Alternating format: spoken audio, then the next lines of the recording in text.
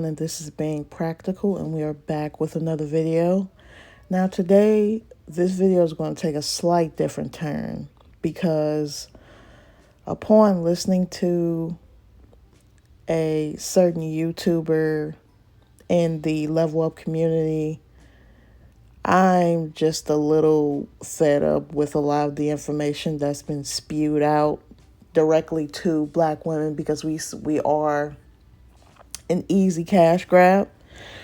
We are easy to prey upon with our own insecurities. And this particular YouTuber is quite new to the Level Up scene. And I guess we can call it the BWE, hypergamous scene, whatever we want to call it these days. But she fell into the trap of the same talking points that's led us astray and that is constantly making us look a little silly in our execution. And it's very irritating. It's very misleading.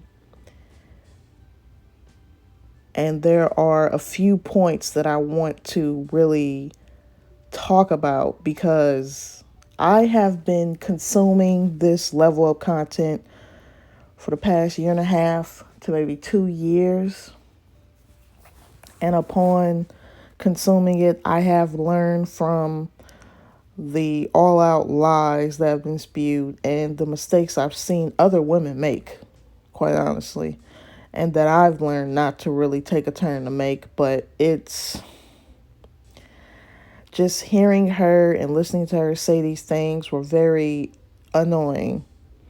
And I would think that with this newer YouTuber on the scene, that she would probably not, probably tweak some talking points and not make the same mistakes and fall prey to that. But it seems like she's doing the same thing. So let's get into it. Misconception number 1. You have to be drop dead gorgeous to really participate in this, strategy. Because the whole point of this movement is to, from what I gathered, get a rich husband, live a lavish lifestyle, be taken care of, which is nothing wrong with that. If people choose to do that and they consent to do that, that's perfectly fine. But that's the end goal. And you just have to be a knockout. You gotta hit it out of the park in the looks department, not understanding that there are a lot of average looking women, and a lot of people think average means ugly, and no, those are two different things. Not everyone looks like Naomi Campbell or Lori Harvey. They're actually people who are conventionally attractive like that are in the minority, if we're being real. So average looking women can also attain this goal as well. And it's discouraging to see that, a lot of people think that if you slap on a crap ton of makeup and a Peruvian wig, that's what's needed, when it's so much more to that. And everyone don't want to do that, and everyone are not 10s. And they can still live the life that everyone is in this community is trying to attain. And I just feel like that's beyond annoying to see that drilled into us, as if we're not enough as it is, as if we don't have our own insecurities as it is. Misconception number 2. You have to be painfully thin to participate in this lifestyle. Wrong. First off, I think what a lot of these channels and these influencers are really not communicating effectively and not even adding to their content is that you gotta like yourself before you do anything else. You genuinely have to like how you look before you start to want to change things. There's nothing wrong with changing things. I'm not even against surgery. But you gotta do it for you because you want to and because you like it. You like how you look. You want to look like this because you feel like, I know I could really enjoy this. I know that, I don't know, this is something that you want. Otherwise, you're just going to lose all that weight and get all the injections and do all the weaves and the makeup and still feel ugly inside. I've noticed that even when people achieve their goals physically, they still feel like that insecure, fat, self-loathing person that they were when they originally were at their past weight or how they looked originally. Like they still feel ugly. They still feel like that ugly, insecure person inside, but on the outside, they look fine. They've achieved their physical goals. They've attained what they wanted to. And the only reason why they feel like that is because they were doing it for everybody else but themselves.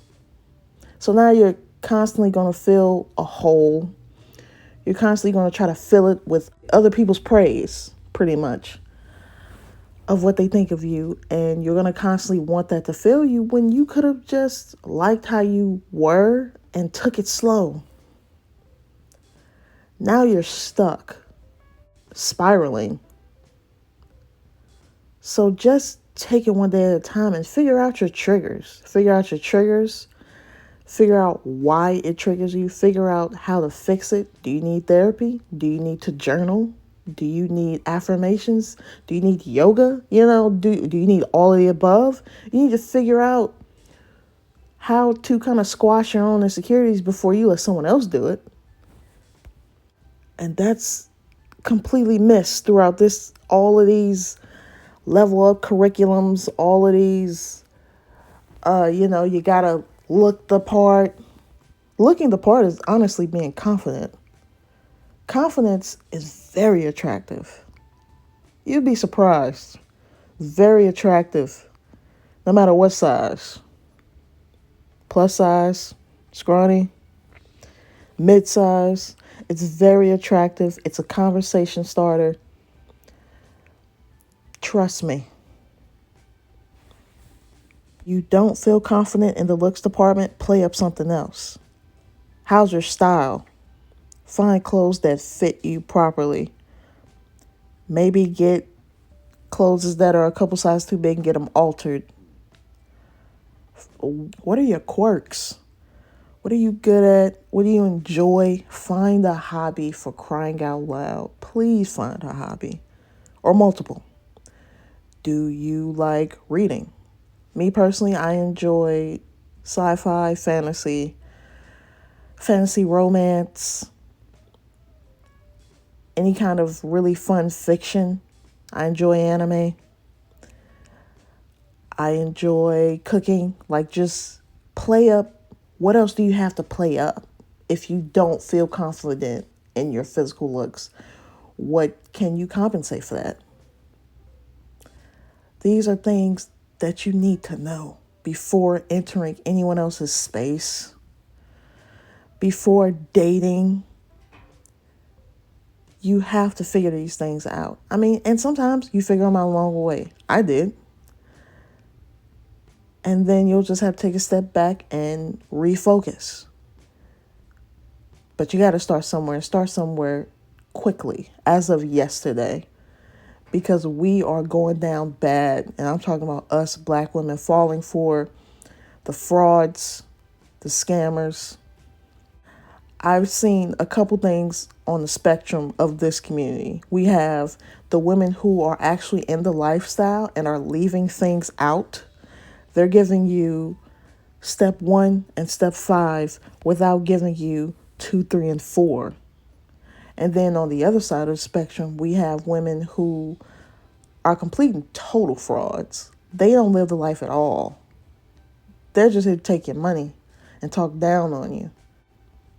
So I had to take a look and kind of analyze really everything I've consumed, everything that I've put into practice, and everything I've seen other women do, because I'm good at just learning from other people's mistakes.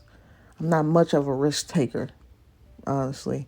Take that what you will with that, but learning from other people, reading the comments, listening to people's testimonies goes a long way.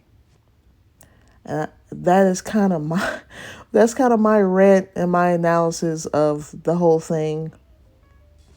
Take with it what you will.